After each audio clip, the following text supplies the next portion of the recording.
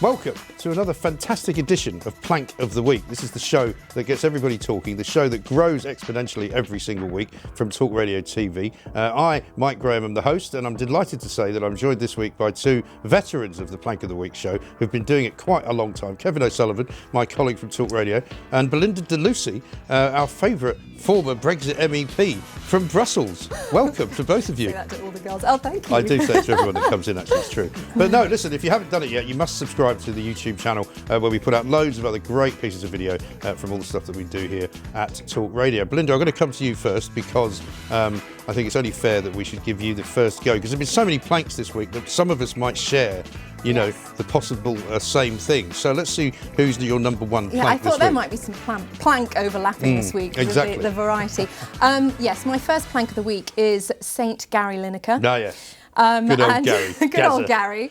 Yes, he is my plank for this week for two reasons, really, and it's to do with his fish and chip clip that he did on National Fish and Chip Day. He joined the BBC's mission to disembowel the British public of any form of patriotism or love for national treasures and values and culture and traditional things that we love, and tried to make out that fish and chips had nothing to do with Britain at all. It was all to do with refugees, and that we should suck on it, basically. It was a definite attempt to teach Middle England a lesson. And it wasn't even original, was it? Because was it not performed previously by that other idiot who is always getting into trouble for slagging off Britain, whose name I forget, you know, the comedian?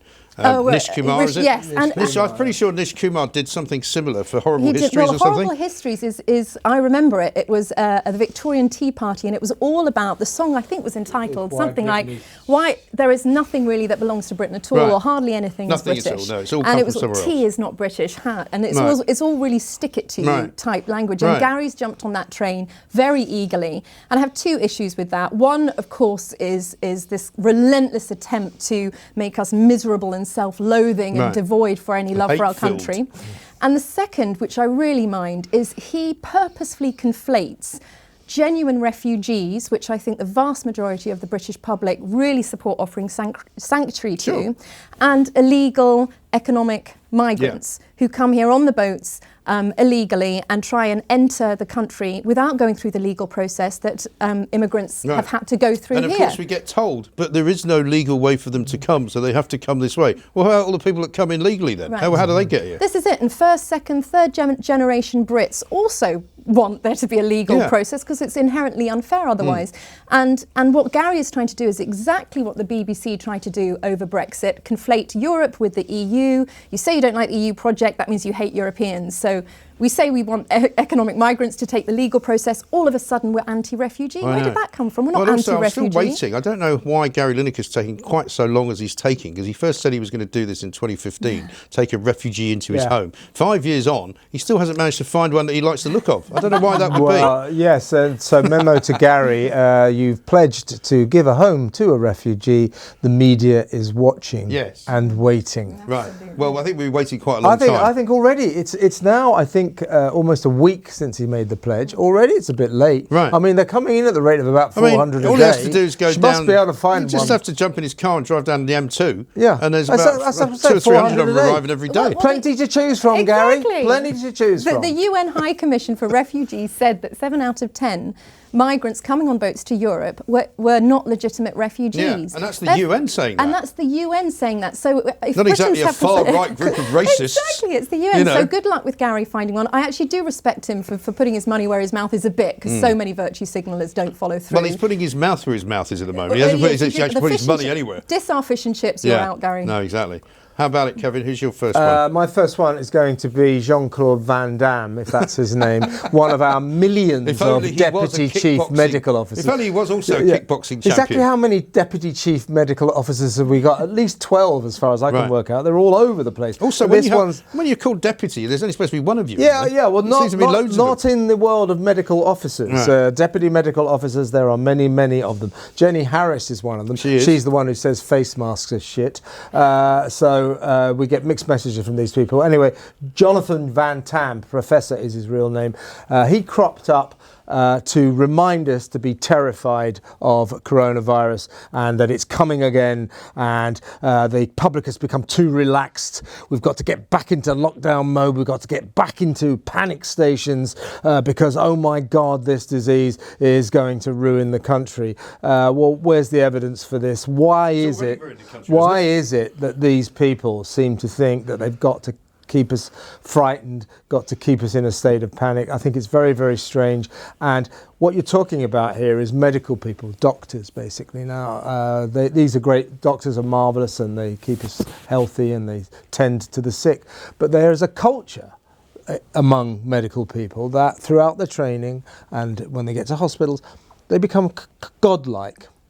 Everybody listens to them. They hand down instructions and people go, oh, what a marvellous diagnosis. Oh, you saved me. And it goes to their head. And what these medical officers cannot understand, as far as I can see, is that actually their particular sphere of interest does not necessarily dominate. It is not necessarily the most important thing that we worry about this flu thing from which hardly anyone is dying and no one is in hospital for and no one is on ventilators for, that in fact it's actually a very minor ailment. It seems to be plateauing, but my point is that there's a much more important thing. When he's saying lockdown again, come on, get back in your houses, the economy.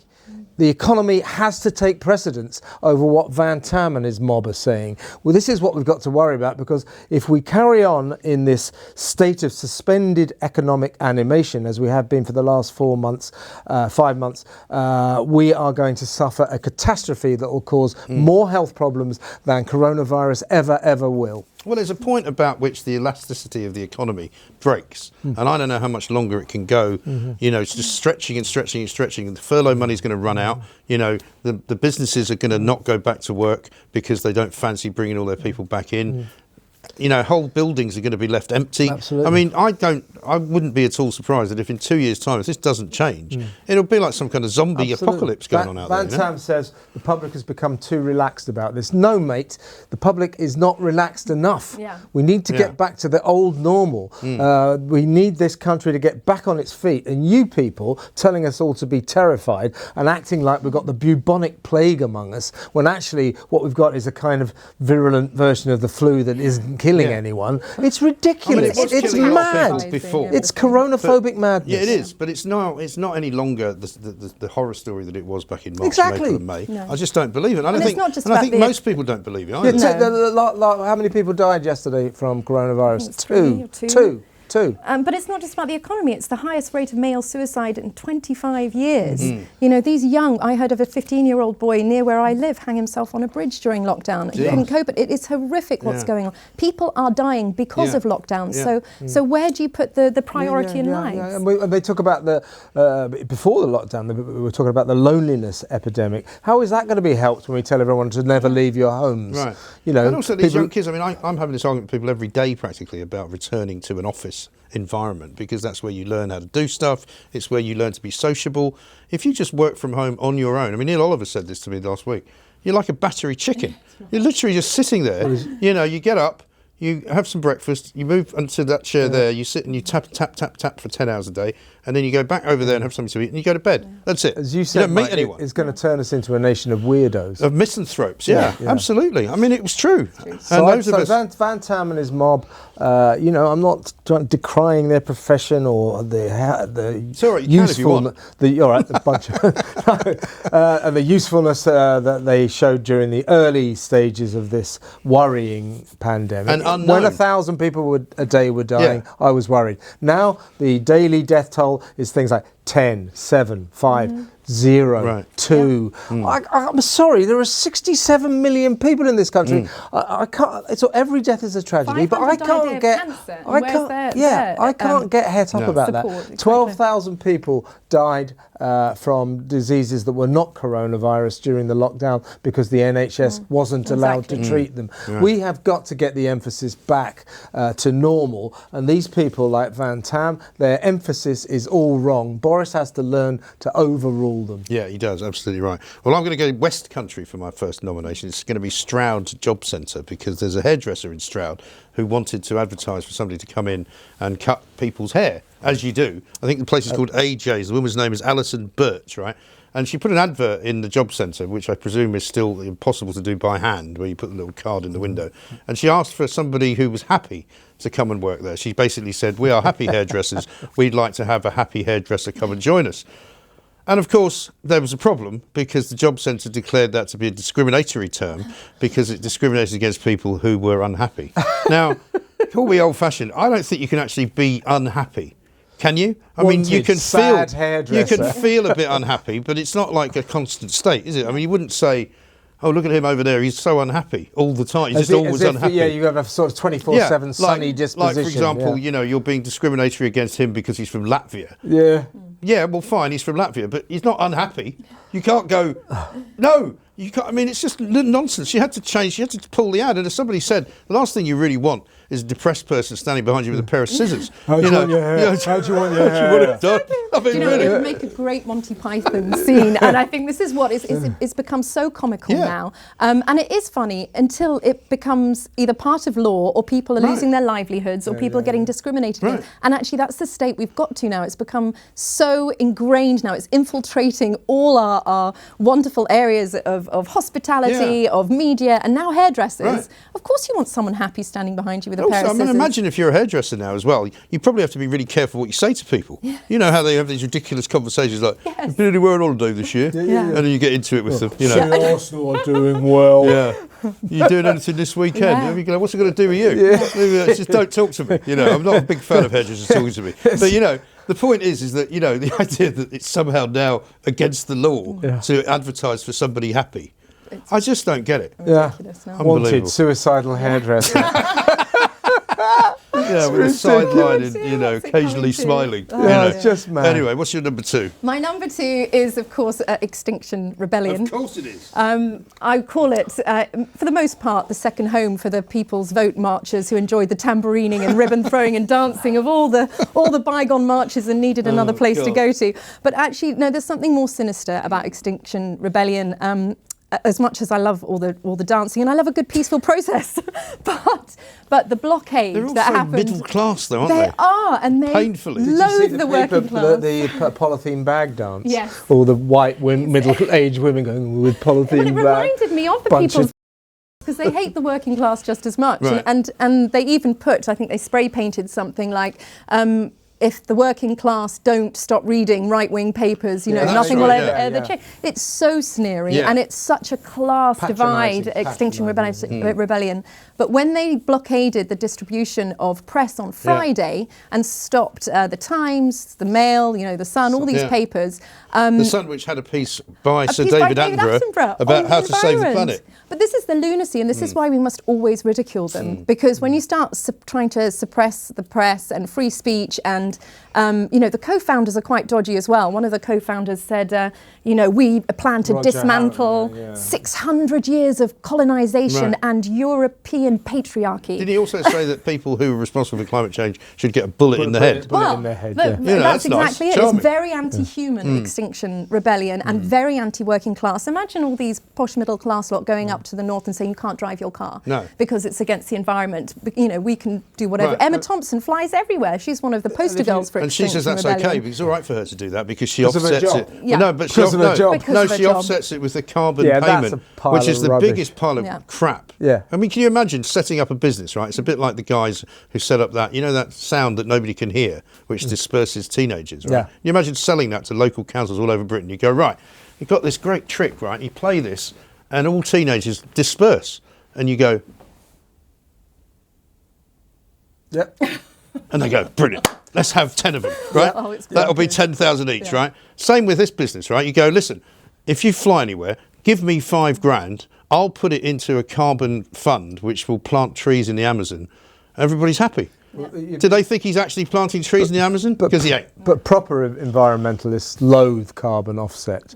It's an excuse system for people like Emma Thompson who still want to fly first class to LA. My favourite story about that was Chris Martin, right, from Coldplay. He planted 40,000 trees. They all fell down. Half of them died and the other half went up in flames because he planted them in the middle of Sri Lankan desert, right? And you've got Lewis Hamilton preaching about it too while he's driving around in the cars. But the point about Extinction Rebellion that I find worrying, in a similar way to BLM in a way, is they use the cover of a very innocent message, let's save the environment, and they're covering up a kind of a move to have a socialist economy and dismantle capitalism. I'm thinking, where's all the money going to come from for all these climate change projects if you're dismantling capitalism also, and you're saying, deindustrialising we need the world? The government to tell the truth, right? Yeah. These are the same people who told loads of lies in this documentary that they made, and they had to take them out. And I mean, to say that, we need to get this on the agenda, I mean, there's been nothing else on the agenda. And aside from Brexit and COVID, all we ever talk about is climate change. Well, they don't deal in facts. They're a sort of quasi-religious doom cult who are empowered by false statistics that they make up, like hundreds of thousands of people a year all over the world are dying from air pollution. They cannot substantiate that at all. No, of course not. And that's what they had to take out of that documentary because it's not true. And they can brook no argument. So if you say, well, can we debate this? I'm not sure I agree. No. They have. You're a denier. They are glassy-eyed, shark-eyed religious zealots. They said, actually, it came out today, we don't want to debate because we haven't got the time, and climate change is so urgent we can't debate. I know. Which is the big lie. Which is the big lie is, this is where they skillfully change the narrative. Climate change, global warming. We accept there is climate change. We accept global warming is going on. It is not an emergency. Right. By putting the word emergency... Also, did you notice, by the way, that after about a month of no planes flying in the sky, then suddenly the sky was a lot cleaner, right? Now, if we were in such a terrible place, surely it would take more than a month for that to be corrected. It only took a month. And the same goes for the sea. Suddenly it was cleaner. There weren't so many boats in it, no cruise ships. I mean, that's where all the rubbish comes from. The people chucking it on this bloody country? We do more than any other country in the world to battle air pollution. Because we're a soft touch. We've pledged to be carbon neutral by 2050, haven't we? And actually, we produce just 2% of the world's pollution. Why are we doing so much? Because we're in doom mode and we're in self-loathing mode, and we have to be terrible and awful at everything and have no pride over anything, because that's what gives the left, who can never get into power by the ballot box, their chance of controlling us. The most cringe-making moment in politics of recent times, Michael Gove standing next to that stupid kid Greta Thunberg and saying the one they call school kid. School kid, she never goes to school. Michael goes, Greta, you have been heard. I'd like to say, Greta, you have been heard. Now bugger off. Greta gives my children nightmares. He met with Extinction Rebellion after that big sort of jamboree that they had last October. Do you remember they were here for weeks and weeks on end, closing all the bridges, and it was all fine. The police dancing with them. Michael Gove agrees to meet them. I know. Like some kind of moron. Well, that's the thing, isn't it? It's just like Black Lives Matter as well. That nobody feels that they can contradict what these organisations are all about, because of course black lives do matter, and people say to we me do all the worry time, right? about climate when change. you get into an argument, I mean, most of them I think don't talk to me anymore on Twitter, but don't you want to safeguard your children's future? And I just go, no. Why would I? Let them fend for themselves, the little buggers. Love it. I had to. It's very character. What about the children? I haven't got any children. I don't like children. You'll have to bleep that out. This is a family show, I'll have you know. Now, listen, I'm going to go for my second one, and I'm afraid, much as they've appeared on this very show probably every single week of this year, Harry and Meghan, once again, I'm afraid, as they are now known, I'm not going to claim this one, but it came in from a listener, the Duke and Duchess of Netflix, as they're now called, right? Because they've now done this deal. I actually don't know if it's worth as much as people say it's going to be worth. People are saying, they're going to get $100 million. It's incremental for a kick-off. First of all, they're saying they're going to get a couple of million a year. Now, that's nothing for Meghan. I mean, she's not going to be able to live on that, because she's clearly a woman who thinks in Oprah Winfrey terms of money, like she's got the mansion, which has got 9 bedrooms and 16 bathrooms and 5 car garages and, all sorts of land around it. But that's not going to be enough for her, because she's going to find somebody else who's got a bigger house. And that guy, in fact, the guy who they were renting from has apparently built an even bigger house now somewhere near Malibu, which has got a landing strip and a swimming pool. So that'll be the next thing. She'll be going to Harry, you know, we need to, you know, upgrade a little bit, and we need to get better cars. You know, we need to get more money in. And the idea that they've somehow become financially independent. I mean, she's a bit older than him, totally I think. He's 35. I became financially independent when I was about 16. You know, 35. Are you coming along? I'm not sure that they are, because this 112 million pounds dollars that they're going to get is going to be incremental in terms of production. Well, presumably it's based on sales, right? It'll be a year before their first program comes out, and that'll bore for Britain and America. Can you imagine? And Charles has taken away the 2.38 million pounds a year that he was giving them, so they're not getting that anymore. Which is also our money. They've just had to shell out $2.5 million for Frogmore Cottage. I think they're cash strapped, despite this Netflix. Well, do you know, apparently they've got a mortgage of 40 grand a month. Yeah. Wow. Plus they've got 20 staff. Their chief of staff. They've got 20 staff. Is this the new definition of only just getting? What was it? Getting it, just surviving? Just surviving. Getting by. I don't want to survive. I want to thrive. But their head of staff is a British girl.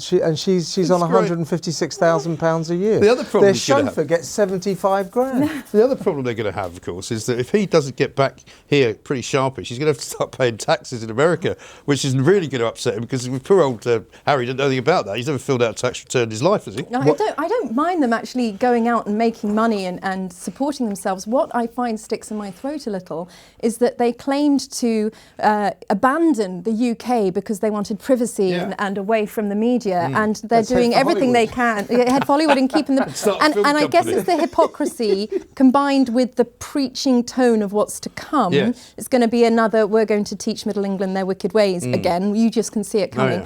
And that's not their place. And I feel sorry for the Queen. And I love the Queen so much. Absolutely. So I will always have Harry's back a bit, no matter how he behaves. But the Queen must be in pieces a little bit about it. And Charles are dismayed, and they're very worried about the kind of films that these... It's pretty embarrassing, by the way, as well. Although they're going to have to make a film pretty quickly about Diana, because they will not want Netflix giving that couple all that money when they've never made a programme in their lives is bordering on madness. But they're going to demand something on Diana or the Queen or something like that, because they will not want woke positivity documentaries. Because there'll be a trade-off, won't there? Yeah, absolutely. If they start betraying the sort of discreet element of being a part of a royal family and spilling the beans, that's when I think they've really crossed the line. I do wish them well still, you know, that I do think I don't think anybody wishes ill upon anybody else, really. But it just makes me they're just cringe. ridiculous. I'm just so sad that they've taken that path when they could have had a lovely private life. Also, do you know, he's done that thing that a lot of British men do when you meet an American woman, and I speak with some experience having married one, right?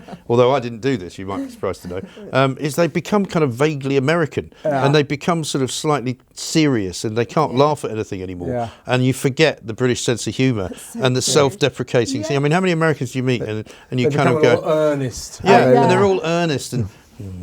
I just wanted to talk to you about your future. I'm so worried about the children. And you're kind of going, really? The planet. Where'd you get that coat from? And they kind of look at you like you're speaking a foreign language because you're making fun of them. Because they don't do that anymore in America. You know? Harry's definitely going to have the transatlantic drawl within a couple of years. I think it will come through. Oh my God. But he does take himself terribly, terribly seriously. But I guess someone's got to. And also it does have a serious point, this as well, because they've also announced that they're taking away the funding for the Invictus project because it was going to be filmed on Amazon, right? So they claim that they're now going to give that to Netflix, but that's not the same thing. You know, Invictus was something that he quite rightly should be proud of because he started it. Absolutely. And, he put his name to it. But he's now walking away from it. Now, who knows if that will not become the next priority? I mean, she may have 7 or 8 different things above that on the list, and Invictus Games, as far as he's concerned, disappears off into the ether. You know? Not very pleasant. Time for your third one, isn't it? My third one? Yes, right. Third one. Or is it time for yours? I've done well, I was going to nominate my second one. Is it your second one? Yeah. So let's go for easy target, but I do think he's been outrageous in the past few days. Michel Barnier, EU negotiator. Yes. The Irish situation is interesting, but where I think he is being ludicrously intransigent is over the fishing rights. Now, as we leave Britain, as we leave Europe, clearly we regain sovereign control of our waters. He essentially says, no, you don't. We will stick exactly to the rules we've always had, which basically means that French and Spanish and Scandinavian trawlers can come into our waters and fish to their heart's content with no restrictions whatsoever. Our only point is we're not going to ban them. Our point is, when we regain control of our waters, we will call the shots. You can come in, but only on our terms. How can you object to that? It's our water. And you say, oh, no, EU quotas. No, we're not in the EU. Stick your quotas. So he is, in this circumstance, very much the problem and not the solution. He's not looking like he's going to bend on it. And we will have no choice. He doesn't really have a choice, We will have no choice but to say, sorry, Michelle, take a hike. So he needs to move on this, but he's not showing any signs of doing it. Well, you'll be more of an expert on this than both of us put together. I just don't know any other trade deal, international trade deal, where one side demands unfettered access to another country's natural resources. It's almost unheard of. Barnier knows this. He's so stubborn. He's actually very charming in person. I mean, you can see why he's a much better negotiator than May and Ollie Robbins. He's very charming in person, but he's pig-headed. He's very stubborn and very arrogant. And presumably he's also carrying the wishes of loads of other people with him. So he's not just going in there as Michel Barnier, is he? I think he does feel like he is quite a one-man superstar as well. I think a lot of European countries just want to get on with it, and they just want a free trade deal and enough of this. And yes, there'll be some upset fishermen, but same in the 70s when there were upset British fishermen when we signed it all off. And the problem with the fishing quotas that they want is that it's not just how many fish get caught by other countries, and that our fishing industry is on the brink, and our small communities can barely break even on the coast. It's the things like super trawlers that absolutely kill our seabeds, kill dolphins, scoop up all the... this is why I don't understand why Greenpeace is so pro-EU.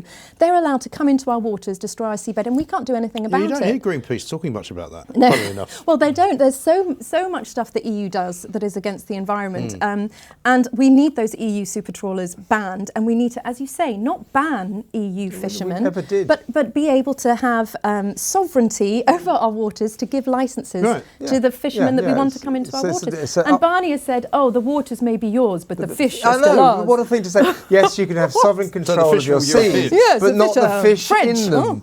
Well, so tell the fish, you can go where you like, fish. It's ridiculous. It really is mad. But do you think it could ever get back to the stage where it used to be? I mean, you're probably too young to remember the cod wars of the 70s, but I mean, where people actually were, going at each other in the high seas. That kind of dates it, doesn't it? Because we used to have cod then. We did used to have cod. No. Yes. But in those days, we were fighting the Icelandic fishermen, it seems to me, up in the North Sea. And then we've had a few skirmishes off the coast of Ireland with the Spaniards, But I just wonder if that's going to be what we're having to deal with. But we don't really have that many fishermen anymore, do we? No, unfortunately, it's been decimated. And you always hear that argument, it's hardly any of our economy, so we should just ignore it and let the fishing industry die. We're an island. Yeah. What fools run an island and can't sustain a fishing industry? I know. And you have to go and buy your own fish from the French. It could reinvigorate our coastal communities and the economy on the coast. And what I love is that the opportunities that the fishing will give our country again. And yes, we need to fall back in love with mackerel and other locally sourced fish. And we can do. I love mackerel as well. But yeah, Barnier has stepped over the line, and I feel like he may well be sidelined over the next few weeks. Really? They've had enough of his intransigence. I mean, and I can't help suspicion or harbouring the suspicion. But in the end, he's just another French bloke who doesn't really like the Brits much. Unfortunately, that's the opinion I got. The stereotypes don't come from nowhere. That's the problem. His statements to the press, they really do reveal a kind of antagonism towards. I don't know if you've ever done this though. I mean, have you ever thought of what you would think of the British if you weren't British? Sometimes, yeah. Do you? What do you make of that? Reserved and a little bit offhand, but very reliable and stiff upper lip and not whinges. And very weird. Slightly eccentric. Well, yeah. We're weird. We are quite weird. I love that though. I love eccentric Brits. So you say the average Brit. Do you realise how strange it is that if you don't pay for your television entertainment in this country, you go to jail? Well, you've got to pay your licence, haven't you? And they don't see that. No. That is grotesquely bizarre. No, I know. Also, like, the NHS, I mean, people couldn't understand when they were talking or watching Americans talking. You know, when the Americans would go, so what you're saying is that that guy over there who has no money and can't afford to, take his own family and look after them and take them to a doctor, that I should pay for that. And they're going, why would I do that? And we're all going, well, of course you do that because he hasn't got anything, and so you must give him some help. And the Americans are going, the NHS is the greatest health service in the world. No, actually, technically, it's the 23rd greatest. Yes. It's 23rd in the chart. Which is why nobody else does it the way that we do it. It's like a religion. In this country. It's the new God, isn't it? But you could see these people watching these Americans, it was during the whole Obamacare business, right? And people were watching it on TV going, they're so cruel in America, and it's like, well, actually, it makes quite a lot of sense what they're saying, you know. But anyway, we should have clapped Amazon during the lockdown, not the NHS. Well, I used to go home at the weekends and ask to be clapped into the house on the grounds that I'd been working all week. You know, they didn't go for it, strangely. So we're up to your third, I think, aren't we? My third one, I say quite begrudgingly, it is the Co-op grocery store. Yeah. And that was a massive blunder, wasn't it? They did a massive blunder this week. I'm a big fan of Co-op. They're one of the oldest grocery stores in the UK, founded in 1844. They're quite good as well, actually. Profit share. You know, Brexiteers love Co-op as well because obviously it really focuses on sourcing from local farmers. Right. So I'm not calling for any sort of boycott or anything like that. Well, we don't do that. They don't, exactly. But they did fall on the woke sword this week, and I was very disappointed. I don't know if your listeners may have seen the Twitter threads going around, but one tweet from one person, I think her name was something like Mrs. Fajita, I mean, it was clearly a made-up name, complained to Co-op. You say that. Complained to the Co-op that they had been placing adverts in the Spectator magazine. No, shocking. Imagine and that. The Spectator what do you mean, magazine, the far-right Spectator magazine? Oh my God, the Spectator magazine, you know, it's not controlled by the wokest yet. It is free speech and we don't like that. And apparently it was saying it had articles that were transphobic. Which turned out to be rubbish, by the way. I've read the articles. What is they it, are like not transphobic. 179 years old or something, the Spectator It's ridiculous. magazine. And they're not transphobic at all. They're just raising concerns women have over self-ID and female safe and also they actually have employed a trans writer who is not in the least transphobic on the grounds that he's a trans writer. It's incredible what they do, but no, it wasn't good enough. It's the Hope Not Hate group pressurising people. Yeah, awful. They're just like a bunch of self-righteous zealots that just want to go around cancelling everyone. But media companies really worry about them because what they do is they go for the advertisers and they say, why are you advertising with this beacon of hate, this publication of hate? Well, they effectively got Paul Dacre and they pull advertising. They do. And what Co-op did, which was the biggest boo-boo, is a tweet was sent out that didn't say, oh, well, let's go through the articles, I need evidence. Right. But straight away, a girl called Alice said, right, OK, then we'll look into it and we'll have it pulled. Right. And that's the effect. One tweet, one complaint, advertising pulled from the Spectator. And Andrew Neil immediately said, actually, you are banned from advertising in the Spectator in perpetuity. I thought that was really great. He said, because Andrew Neil, of course, is the owner as well as the publisher, right? But yeah, I mean, this Hope Not Hate crowd, I was going to say, got rid of Paul Dacre that way because they basically put so much pressure on advertisers and the Daily Mail that the chairman of the Mail said, look, we can't, we have to let you go because, I mean, they gave him another job, of course, but I mean, they said, look, this is damaging our commercial activities. Can I just say what's wrong? I rather like hate. There's nothing wrong with it. Why can't we have hate? Well, it's part of life. Listen, why not stand? I mean, I was rather amused to see at the weekend. I know, yeah.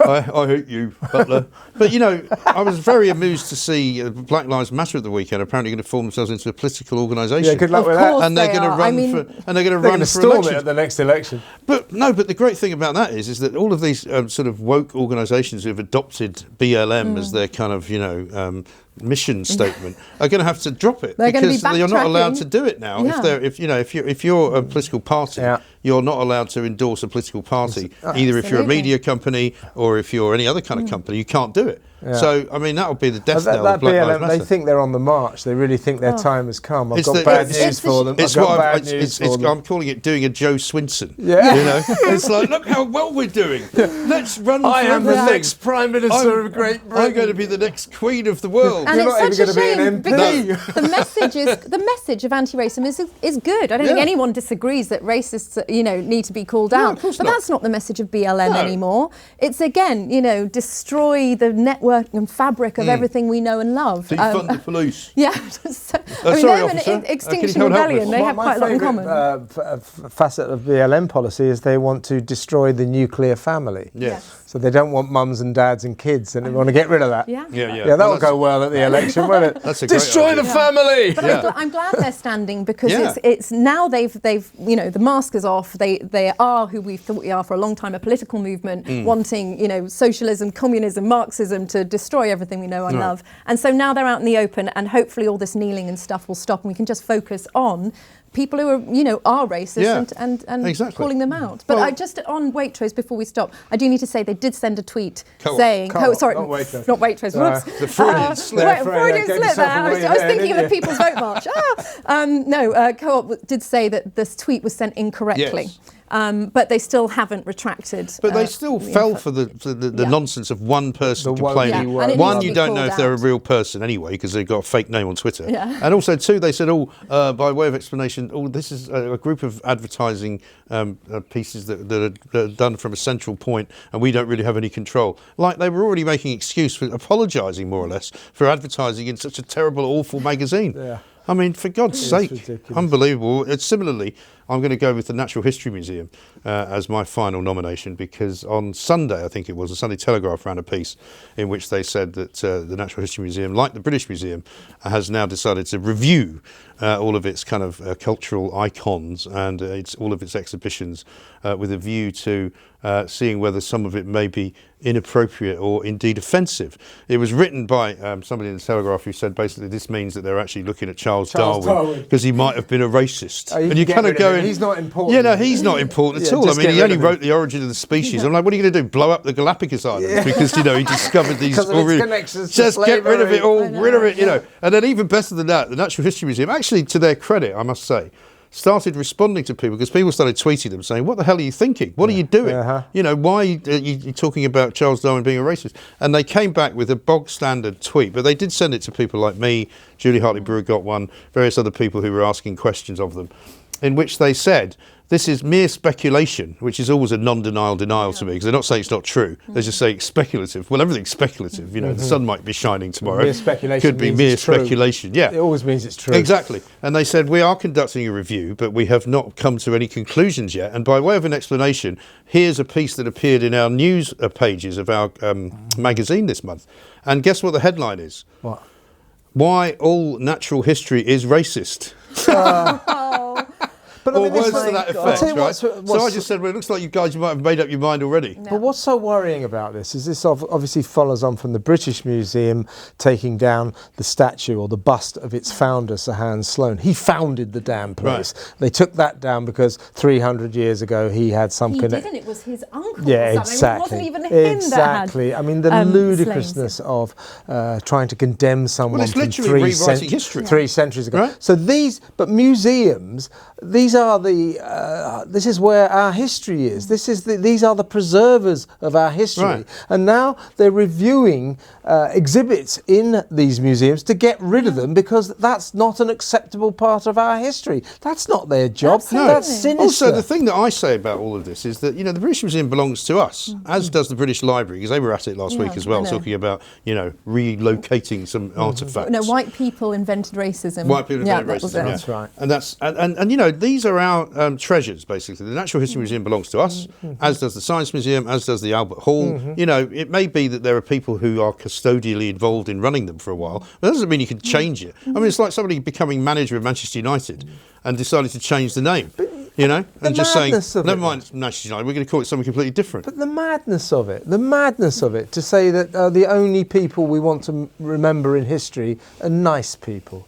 who didn't do anything. Good luck with that. Who didn't do anything nasty and never had anything to do with slavery. That's not what history is. And also what There's heroes a lot of crap aren't happened in the sinners. past. Right. All that is needed, if at the very most, is a plaque in the museum that describes, the issues or the controversy. Nothing needs to be taken down. And lots of them already got that as well. Yeah, lots of them have it, and it would be like an English person or an old Bretonian going into the Natural History Museum or the British Museum and seeing Roman relics and being offended because they, conquered us and enslaved us, and therefore all these Roman relics need to disappear from all our museums because we're so fragile we can't handle the past. It's ridiculous. What are we? We're creating monsters. Yeah. If you go back to the British Museum, so they pulled down the bust of the founder, Sir Hans Sloane, because of his connections to slavery, as you say, not quite his, but he was vaguely connected to slavery. And yet, all over the British Museum, there are lots and lots of figures of pharaohs, Egyptian pharaohs. Now, unless I missed my guess, they had something to do with slavery, didn't they? Yeah. I wonder who built the pyramids. Yeah, I think there's only one acceptable type of slave now at the moment, and I understand why there is focus on it,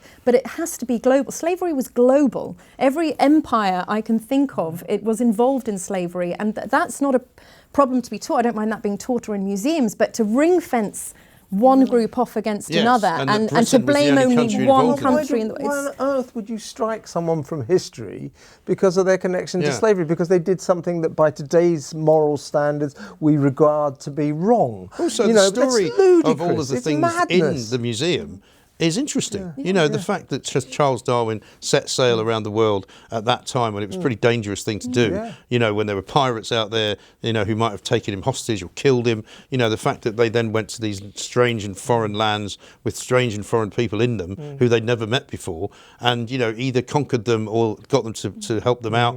It's an interesting story. So you have university academics, people running museums who don't seem to question the madness, the insanity of saying about, say, that guy Colston down in Bristol, who lived 350 years ago.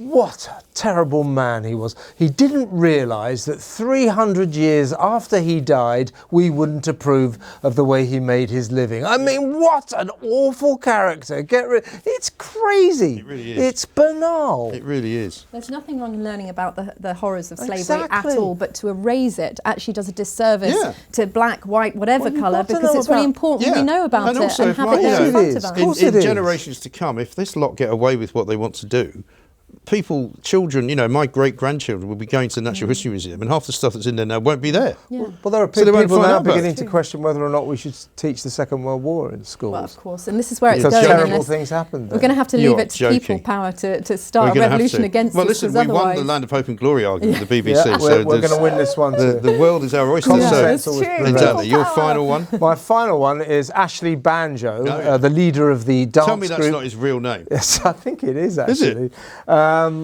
He's the leader of the dance group Diversity that won Britain's Got Talent some years ago and are now the sort of stars of the show. He's a judge standing in for the injured Simon Cowell at the moment on this new series. Anyway, it went to live performances the other night and Diversity came out and did this party political broadcast on behalf of Black Lives Matter. They recited a poem, a Black Lives Matter poem, and then did a dance involving Ashley being down on the floor and somebody putting their knee, reenacting the George Floyd thing. Now, I'm all for condemning what happened to George Floyd. I'm all for Black Lives Mattering, just like all lives matter. But a popular family entertainment show on a Saturday night is not the time to do this. And it is a flagrant breach of broadcasting rules. What on earth was ITV doing allowing them to do this? And it's had 1,200 complaints so far, but I imagine it's probably in the thousands by now, to Ofcom. Ofcom said, we have received a number of complaints, brackets a lot, and we are looking into whether or not this did breach our broadcasting rules. Hey, Ofcom, I've got some news for you. It did. It did.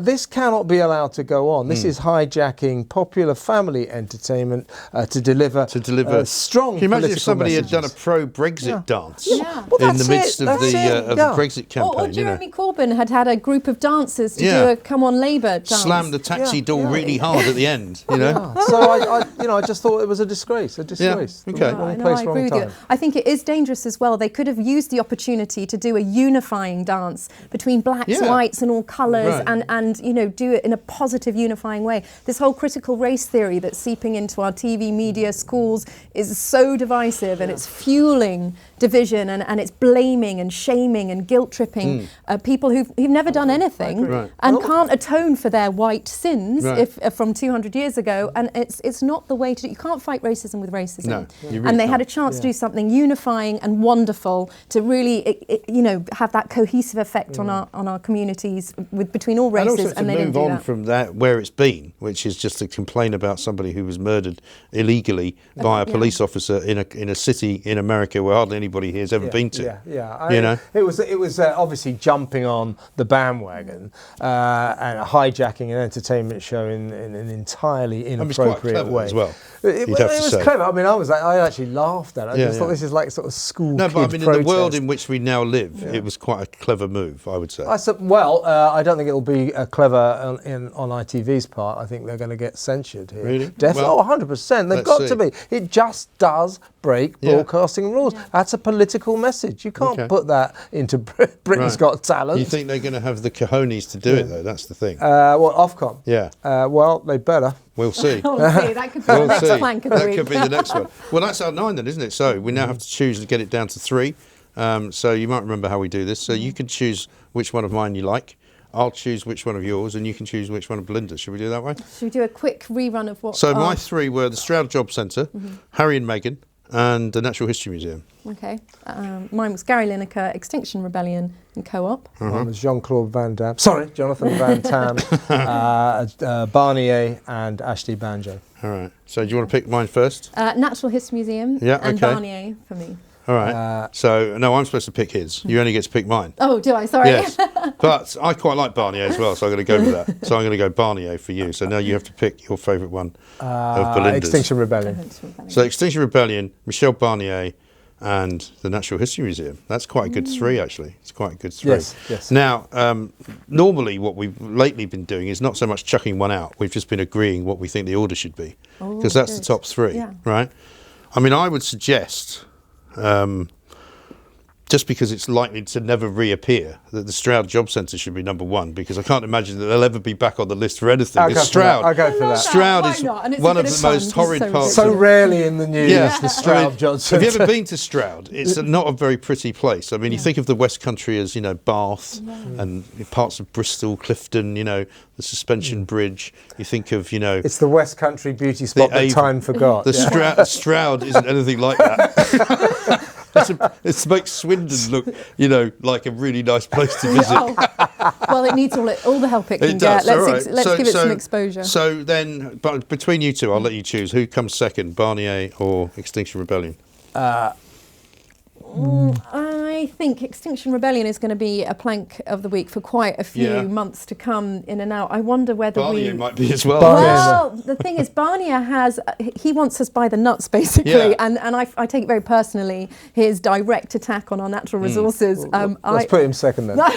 Well, listen, also from what you guys have said, and this is breaking news as far as I'm concerned, that he might not be doing it for that much longer. Well, I think that's quite the EU interesting. apparently are worried that he has become the problem, not the solution. His whole quote about that, I'll have done my job if the deal is so bad for the Brits, they end up rejoining or remaining. He's lived true to that, and I just don't think it's done the EU actually any favours in the long run.